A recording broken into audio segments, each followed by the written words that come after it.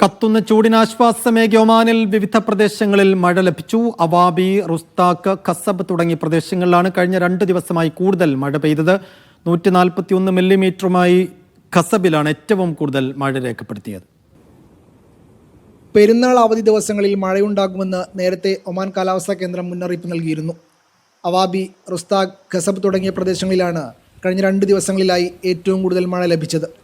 രാവിലെ മുതൽ നേരിയ തോതിൽ മഴ ലഭിച്ചിരുന്നെങ്കിലും ചിലയിടങ്ങളിൽ ഉച്ചയ്ക്ക് ശേഷം കരുത്താർജിച്ചു. ഉൾഗ്രാമങ്ങളിൽ റോഡുകളിൽ വെള്ളം കയറിയതും ഗതാഗതം തടസ്സപ്പെടുത്തി.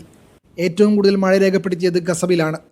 141 മില്ലിമീറ്റർ മഴയാണ് 2 ദിവസമായി ഇവിടെ പെയ്തൊഴിഞ്ഞത്. മദഹയിൽ 10 മില്ലിമീറ്ററും സോഹാർ, റുസ്താഖ് എന്നിവിടങ്ങളിൽ 3 മില്ലിമീറ്റർ വീതവും മഴ ലഭിച്ചു. കാറ്റിൻ്റെ അകമ്പടിയോടെയായിരുന്നു പലയിടത്തും മഴയെത്തിയത്.